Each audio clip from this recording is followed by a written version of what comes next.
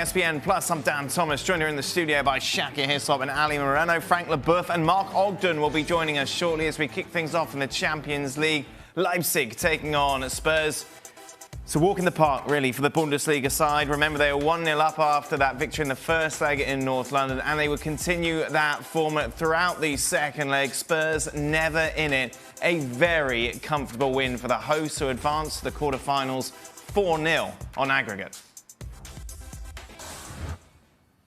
This game kind of happened as you would expect it to. The better team in the first leg, proving once again they're the better team in the second leg by a bigger margin this time round. Yeah, the only question coming into this would be, what would Spurs' approach be? Given that they had to overhaul a one-goal deficit, had key players missing, which everybody, I'm sure, will mention, in Son and Kane. Do you sit back, try to soak up pressure and score later on, or do you get going from the get-go? In the end, this was all about Leipzig. They got a goal after 10 minutes, 2-0 after 21, including having one ruled out. It was as easy as could be for them, and Spurs really had no answers. I saw an interesting tweet saying that Leipzig won't have an easier game in the Bundesliga this season. I think that's testament to how bad Spurs are. It was lifeless from Spurs. At no point did you get the sense that they were truly in the match and that they had a sense of belief that they were truly in the match. And so, well, when you give up a goal 10 minutes in, you're almost kind of like, well, there he goes. Yep. And that's sort of, if you just look at the whole performance and really the attitude of the players and the feeling around Spurs, that's sort of the feeling that you get, that it's, well, it was over. We knew it was over. We kind of had to show up anyways because, well, we're supposed to be here, but we didn't truly believe that we were going to be able to pull this off. And as you're watching the game, you just got the sense that they could have played for 200 minutes, 300 minutes, and Spurs were never going to score. Yeah. There wasn't anything about this team that truly gave you a sense of, you know what? They have a plan. They're going to execute that plan. They're really going to force Leipzig into and making it uncomfortable for them. Or there was no plan. There was no identity. And you can say that about Spurs, not only in this game, but you can say it now for the last month and a half or so. Mark Ogden, it was interesting because we had the UK feed on that we were watching, and obviously they're trying to sell it. You know, Spurs can make the comeback. Remember what they did against Ajax. Never in a million years watching this match did you give them any hope of getting back into it. No, and, you know, Tottenham, to be fair, they rode the luck quite a lot last season in the Champions League. The Man City game, you know, they were fortunate to go through thanks to VAR and a couple of strange decisions. The Ajax game, again, was a bit of a freak performance, a freak result in Amsterdam. They deserved to get to the final, of course, but they did kind of push the luck a bit, and I think this season that luck's run out. And, you know, there are lots of reasons. The injuries, like Shaka says, you know, Kane, Son, Steven Bergwijn, who's come in and done well, and he's injured as well now. At the end of last season, Spurs looked like a team that had kind of run out of steam. They needed a bit of new blood, and Pochettino wasn't happy at the time, and they didn't bring in the new blood they wanted. He left halfway through the season. Mourinho comes in. There was a little bit of a bounce, but it's not looking good. And, you know, I was one of the guys who said at the start that I thought Mourinho was a good fit for Tottenham, but, you know, to be fair, at the moment, I have to say that that's probably a bad call because he's gone in there and it's not really worked. You know, they're slipping out of contention for the top four in the Premier League. They were awful in the Champions League today. They were awful in the FA Cup against Norwich last week. And I think everybody at Tottenham just wants the season to end. But when it does end, there's no guarantee it'll get any better because the problem with Mourinho is when the summer comes, he'll want to spend a lot of money to bring new players in. And his track record at his last couple of clubs at Chelsea and Man United suggests that when Jose Mourinho has money to spend or wants money to spend, it doesn't usually end well. Mark, why were you so wrong? Well, on what? On everything on Tottenham? No, I think the reason when he went in, I thought that Tottenham needed a manager that would demand more of them than Pochettino. Not demand more, but have that winning mentality that would raise levels, raise performances. I think Pochettino would come to the end of his tether with the players and the squad. I thought Mourinho would go in there and just give everybody a kick at the backside and make them tougher, make them harder. But maybe that Tottenham squad isn't able to be tougher or harder. Maybe that Pochettino was right, that they couldn't go to another level because the mentality that isn't quite there. You know, you need to have a special mentality to play for a really big club, a Barcelona, Real Madrid, a Man United, a Liverpool. And Spurs are at that level, and to get to that level, they need those players. And maybe a lot of the Spurs players aren't capable of going from where they are to where they need to be. And I think Mourinho's finding that now. And you're also in a problem as well, aren't you, Mark, in a sense that you mentioned bringing in players in the summer. But you've got to keep hold of your star player. And surely if you're Harry Kane and you're watching how things have unfolded over the last few months, despite the fact he's been so committed to Spurs in the past, you've got to be thinking, do you know what? Maybe I have to leave here if I'm going to get any sort of success. I agree completely. I think Harry Kane should have gone 2 years ago. I think that Harry Kane is probably... I think he's now missed the chance to get a big move, because if you look back at his last 3 or 4 seasons, he does pick up injuries, and he's picked up injuries that keep him out for 2 or 3 months at a time. This hamstring injury has kept him out since, I think, December, early January. He's not back yet. I don't think a big club like a Barca, Real Madrid or Juventus are going to take a gamble on Harry Kane at 27, 28, because the injuries are beginning to stack up. So maybe he's missed a chance to get the big move from Tottenham. There are other players at Tottenham that might fancy a move. You know, Son, I think, deserves a bigger stage. Dele Alli's plateaued at Tottenham. He's not really moving. He's not really progressing. So it's a big summer for Tottenham. You're right. He does have a battle keeping his best players, but I do worry about Tottenham in the sense that Jose Mourinho, when he's got money to spend, or even when he doesn't have money to spend, he causes problems. He lights fires, and he rows with people at the club. And I just fear for Tottenham this summer. I think it's going to be a very kind of acrimonious summer, because he'll want a lot of players in, and Tottenham, as we know, don't spend a lot of money on players. So I don't think Mourinho will get what he wants. And the problem is, Shaka, you've got your record signing, and Ndombele, who, of course, he's come out and criticising in the media as well. If I'm a Spurs fan, I'm just worried about this whole house collapsing in front of me at the moment. Absolutely. And listen, here's the truth. You saw a good team and a bad team. RB Leipzig are a very good team, and Spurs quite clearly aren't. And there's an arrogance around Spurs that I'm not sure if it's born out of an English football and Premier League mentality. I'm not sure if it's born out of what you saw from them last season, or the fact who their manager is. Leipzig have lost 5 games in all competitions all season long. Spurs have lost 4 games in the last 3 weeks. I'm not sure why this result is much of a surprise.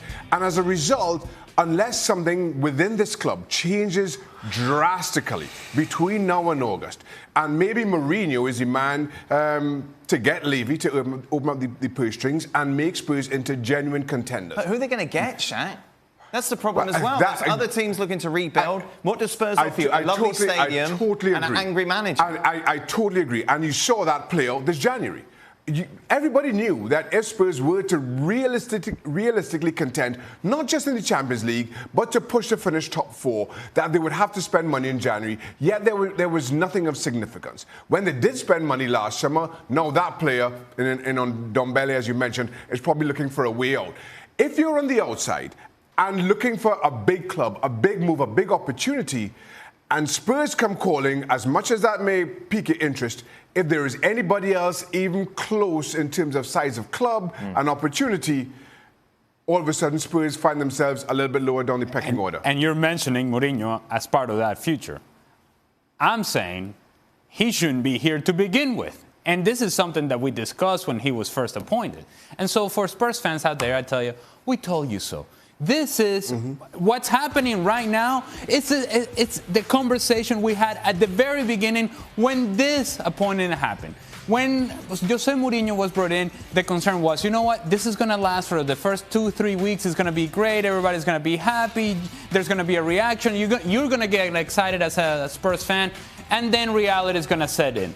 And once reality has set in, we have found that he goes back to the things that were troublesome in Manchester United. And so people are getting thrown under the bus, and players are going to be put out there, and everybody's getting blamed except Jose Mourinho. And yet we think that, you know what, he's going to get the summer, and he's going to get the players, and this team is going to get better. Why? Where in the recent history of Jose Mourinho can you tell me there is a track record of success of putting a team together, rebuilding it, and actually working in a way that you would expect a top team to work? Don't tell me about Inter. Don't tell me about Porto. Don't tell me about... Let's look at the recent history, and let's see and evaluate a coach and a manager who has had difficulties in getting the very best out of their team. And the reaction cannot be, blaming everybody else except yourself. We've got to have a word on Leipzig. We haven't spoken about them at all. There were two teams, of course, in this. Yeah. They did excellently well. They were simply exceptional. Got the result in London as they needed. And again, just as I say, you wanted to see what Spurs' approach would be. I wanted to see how they would come out of this. And they didn't lose anything about their identity. They weren't scared of Spurs. They didn't play within themselves. They weren't trying to defend a lead. They were very good value for taking the lead after 10 minutes. And then this game being over after 20. They have been simply outstanding. They were outstanding over 2 legs. Deserve all the credit that they get. Just a reminder, if you ever miss a show, you can download our daily podcast. It's available on the website, or if you prefer, you can go over to Apple Podcasts and subscribe. Meanwhile, in the other Champions League tie today, just 7 goals at Mestalla. Valencia 3, Atalanta 4. Ilicic getting all of the goals for the visitors who advanced to the quarterfinals, 8-4 on aggregate. The crazy thing about these 2 legs is that 8-4 is probably quite a low bar, considering how many goals could have been scored. It was like a game of FIFA. It was crazy. It was. Fun to watch. Yeah. For those of us, neutrals, fantastic to watch. And Atalanta in particular, I would just say this. When they go up 2-1 in this game, and you really think, okay, at this point, maybe you just start knocking the ball around, maybe you just take it easy, you defend, you keep the ball in front of you, Valencia's never going to come back, and you just keep it at that. No. It's not in the personality of this team, so they just keep attacking. They just keep going after. Valencia goes up, you think, okay, well, maybe now we really have to defend a little bit better. No, we're going to get after you, and we're going to score goals, and we're going to win the game. It's fun to watch. I don't know if you can sustain that in the next round, but who cares at this point? If you're Atalanta and an Atalanta fan, you should be very proud of where you are and how you got to this point. Tremendous performance. What exemplifies that is the fact that with 20 minutes to go, Valencia could have scored 3 and obviously advanced, which is ridiculous. You think, well, why was that even going to happen? But the game was so open that for a moment there was a possibility. Yeah, and that's how Atalanta play. And listen, we've been almost waiting for this Atalanta bubble to burst over the last couple of seasons, but it simply hasn't. When they've had every reason to, and they've just remained true to themselves. Yeah. They've remained true to the game that brought success during the course of last season, got them into the Champions League. That's brought the relative success. And now the thing is, as much as whatever happens from here on in, you know, Atalanta will be praised, they're playing with house money.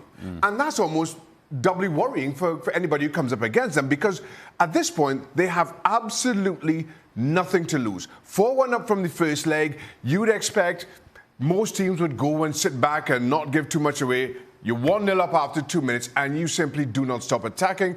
And as much as you concede, again, at no point do Atalanta start to doubt themselves, who they are, what they're about. And the result, again, was never uncertain. And Ilicic a proper player. Oh, yeah. Very much so.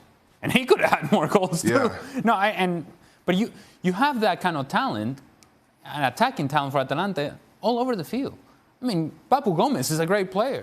Duan Zapata's coming off the bench. And so there is enough talent there to trouble somebody in the attack. The problem is that defensively, they got their issues. But they don't seem to care. This is like the anti-Mourinho.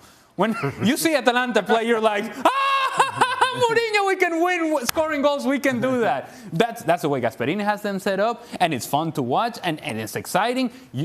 I think Xhaka just got it right there when he says they know who they are, and they're comfortable in who they are. There is an identity. You know what they're going to do. They're going to attack you. They're going to get after you. Good luck trying to defend against them. They're going to have to defend a little bit better in the next round. Who would you prefer, Leipzig or Atalanta in the next round? Atalanta.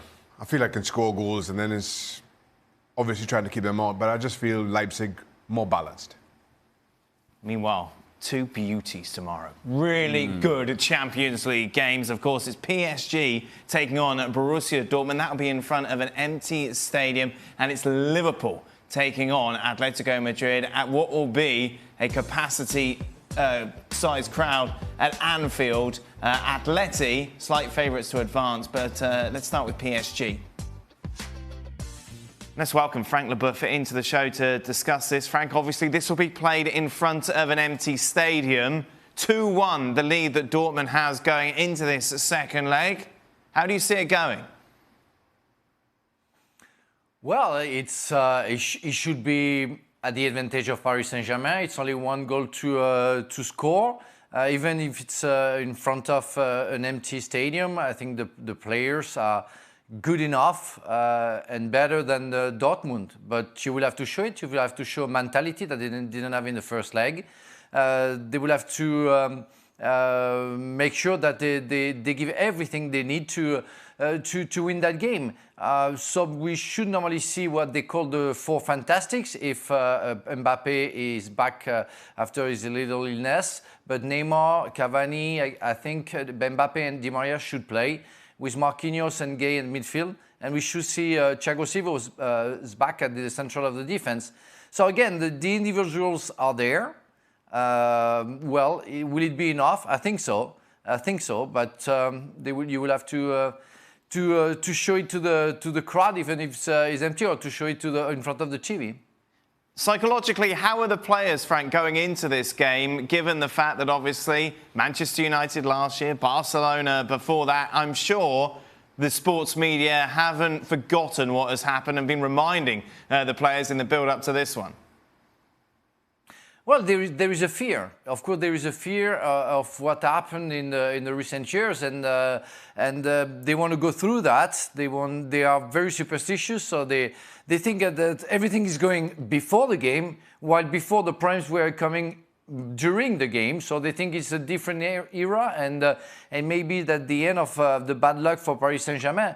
But Marquinhos just said before that the fact that the fans they were in there was again something bad for the team. But they will fight to show that they can even cope with the situation and beat the superstition.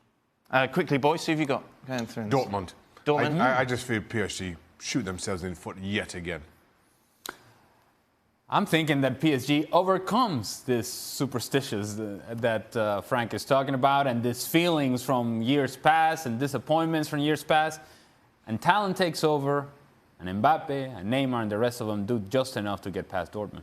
Meanwhile, as I mentioned, the other game at Anfield, Liverpool taking on Atletico Madrid. As we record this will be in front of a full crowd. For Liverpool, a lot of question marks, obviously, about the fitness of two key players. We know that Alisson will be out. Adrian, once again in goal. He has not looked comfortable, has he, over the last couple of matches. Jordan Henderson is the other question mark. And the reason, of course, that he has been so key is that it's been so obvious how they've missed him over the last few matches. Yeah, well, he returned to training on Sunday after a 3 weeks out with a hamstring problem. And you know, Jordan Henderson has suddenly become Liverpool's best player by not playing in the last 3 or 4 games because they've really missed him in that run where they've lost 3 out of 4 games. And obviously, he played in Madrid, came off injured. But, you know, he's the glue that holds that team together in many ways. I'm not sure that Klopp will risk him from the start. I just think that having been out for 3 weeks in a game that's going to need a lot of energy and high intensity against Atletico Madrid, can you afford to have Jordan Henderson playing his first game in 3 weeks and a game that really matters? Now, you know, Klopp is a bit of a gambler at times, but I think on this occasion he's got enough midfielders to cover that, and Henderson will have to start on the bench. But I do think it's a huge thing for Liverpool that this game is going ahead with fans in the ground. I mean, we all know what Anfield means to Liverpool and what it means on a European night. And if this game had suddenly been played behind closed doors, it would have taken a massive advantage away from Liverpool. And, you know, I think of all the teams that they could have played, Atletico Madrid with Diego Simeone were probably the one team they probably wouldn't want to play, in the sense that they wouldn't be fazed by Anfield as much as other teams, but it will still have an effect. It makes Liverpool play better. It makes their players just rise to the occasion even more. So it's a huge advantage for Liverpool to have the fans in the ground. So for me, it gives them the edge. I think if it was an empty stadium, I think Atletico Madrid would go through, but I think with the fans there, I think Liverpool have to be favourites. Frank, who have you got going through in this one? I will go with Mark. I think with the fans, Liverpool will go through. They're still very angry at at what the players said, the Spaniard players said after the game, and what they did, and what happened after discussions, you know, in some press conferences. So I will go with Liverpool. I think it was not going to be easy, but I will go with Liverpool. Yeah. Shaka. I'm going to go Liverpool. Liverpool? Yeah. Who's that team? Liverpool. I don't think they can keep a clean sheet, but I think this will be a high-scoring affair. I'm going to go 4-1, 4-2, something like that. To Liverpool. Okay. I would love to say Atletico Madrid, but... Why? Go on, say it. Go on. They were in a better position last year against Juventus. where they had a bigger advantage. And this was a better defensive team last year, Atletico Madrid, than the one that we've seen this year. So while people want to say, well, they went back to old school Atletico Madrid in the first game against Liverpool, well, the reason they haven't been able to do it consistently is because it doesn't come natural to them. Right. And what's going to end up happening is you're going to depend on Alvaro Morata to be holding the ball up and trying to release some pressure. Well, if there was a guy that I could pick to hold the ball up for me, to release some pressure when we are defending as much as Atletico Madrid is going to be, it would not be Alvaro Morata. And so I just have to say, I don't think Atletico Madrid has enough and Liverpool takes over. Two fascinating games then in the Champions League tomorrow. Of course, on the next edition of the show, we'll be looking back at them. How red will Stevie Nicol be at the final whistle? Ali will be with me, as will Frank Leboeuf. Be sure to join us. It's a good run, hasn't it, of late for Manchester United. That win against Manchester City means that they're unbeaten in their last 10 games, winning 7 of them. Mark Ogden, you have been one of the harshest critics of United over the last few months. Were you wrong about this as well?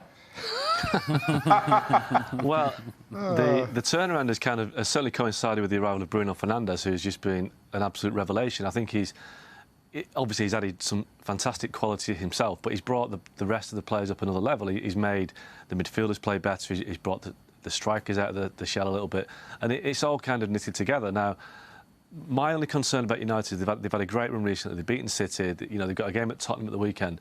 After they play Tottenham, they've got a run of games against teams in the bottom half of the table. Now, until recently, they really struggled to beat those teams. The likes of Burnley, Watford, West Ham, Newcastle, they've all had results against United this season. Now, I think the arrival of Fernandes will help them break these teams down, but we still have to see whether United can take advantage of teams that are going to sit deep rather than attack them. So, look, it's been a great turnaround, and you have to give Solskjaer credit, because when they lost to Burnley about 6-7 weeks ago, nobody saw this coming. He was really under pressure. But, the signing of Fernandes has been exceptional.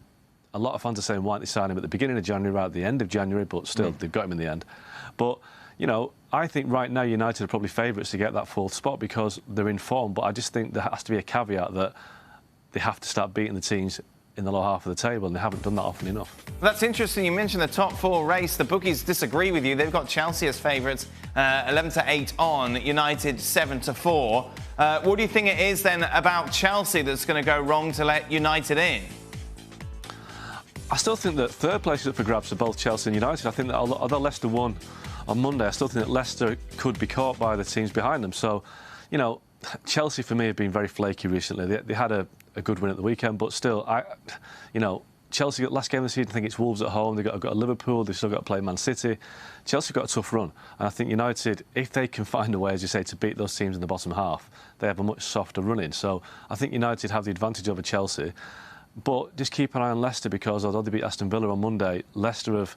It's been left in the hands of the government, so the UK government have a different approach to it to other governments. They want to try and delay the outbreak of coronavirus in the UK, and they believe that basically carrying on as normal is just by washing your hands is the best way to do it. Now, I've spoken to a few clubs recently, and privately they're all expecting pretty soon to have to be playing behind closed doors. Now, whether that's after this weekend's games or the following weekend, nobody knows yet, but also, there's an England-Italy game at Wembley on the 27th of March, which is 16 days away, basically. Now, the official Foreign Office advice for people in the UK is not to travel to Italy if they can avoid it. And also, if anyone returns to the UK from Italy, any part of Italy, they have to self-quarantine for 14 days. Now, if that's the case, and Italy are due to play at Wembley in 16 days, does that mean that the Italy squad are going to fly in tomorrow, self-quarantine for 2 weeks? Of course it doesn't.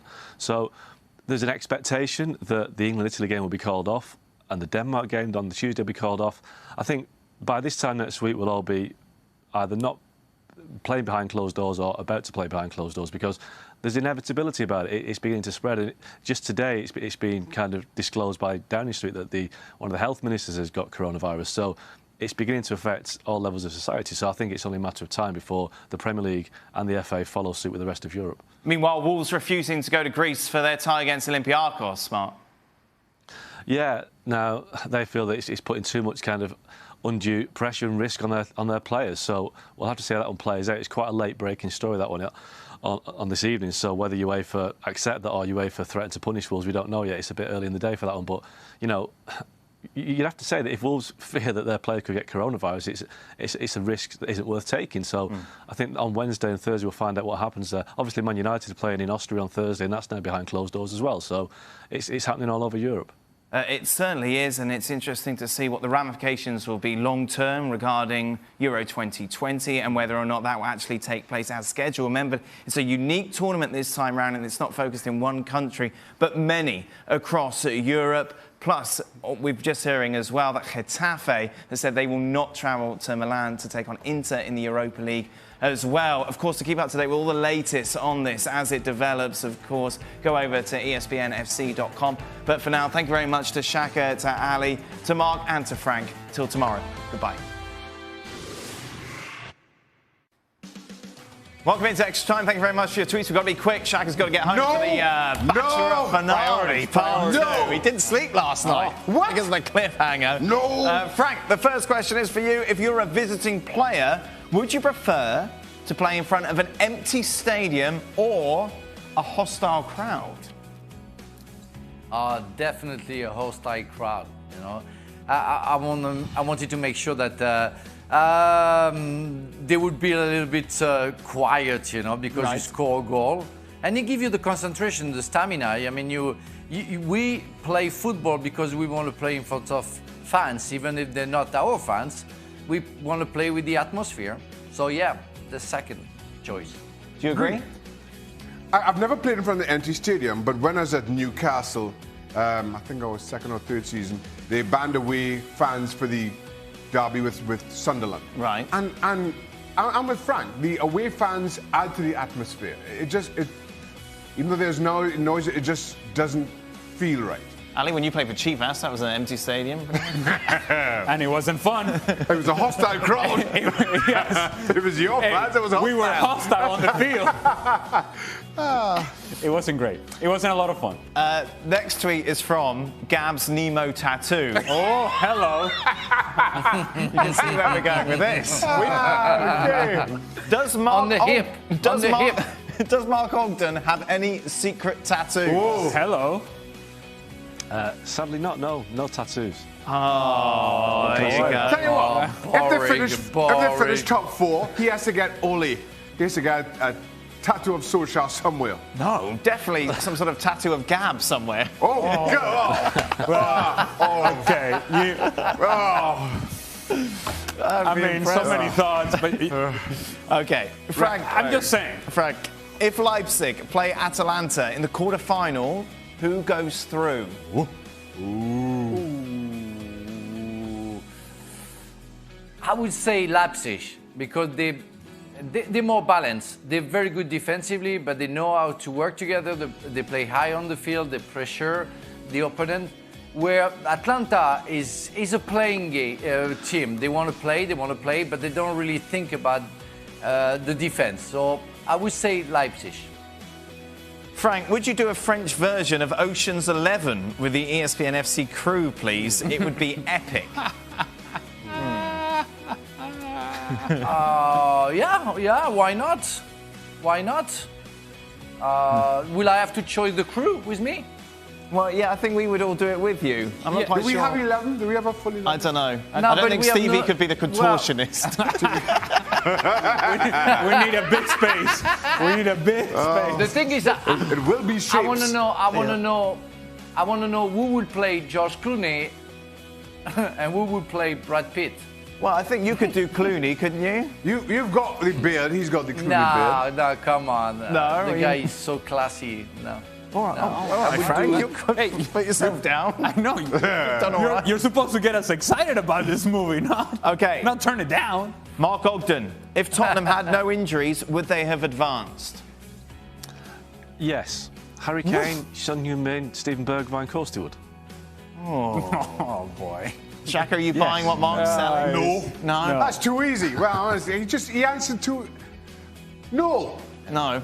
they wouldn't. Ali? No. See, Mark is too far in the forest. He's over there. forest is he in? The Premier League. Oh, I see. You see? And so he has to somehow make an argument that Spurs would have been better than Leipzig. And the truth of the matter is that even with Song and Kane, there was a point there where Spurs wasn't looking all that great. Ah. This team and this coach right now, they're going in all sorts of directions, and it's not the right direction. Get out of the forest. Yeah, Mark. that's right. Get out of the forest. Ranger Mark. Yeah, Ranger Mark. That's it. Final question: who wears the blue jacket better, Ali or Dan? Of course, you wore your paler blue jacket yesterday. You look like you're off sailing. That was a very blue jacket. It was very. Obviously, my blue jacket's better, but that's okay. Nice effort. You've got a couple of blues. Yeah, Is that one blue? Would you consider that one blue? this one's a blue. Yeah. You've got another. It's not the blue, which caused all of the blue. all the palaver. I demand a side-by-side look at some point. Yeah. Okay, well maybe we can organise that sometime on a slower day. Well, I'm just saying, you are the director, the producer of the show. You do a whole lot. Maybe you could make it happen. I think it should happen this week. Shaka, who's he going to pick? Which girl? I don't know. Oh, don't pretend. Yeah, you do. Who's going to get the rose? I have no idea. I need that guy's job, by the way. The one who just appears out of nowhere going, this is your final rose. That's all he does the whole show. That's it then. ESPN FC will be back tomorrow. Brilliant day, isn't it? Tomorrow, PSG taking on Dortmund, Liverpool against Atleti, even a bit of City.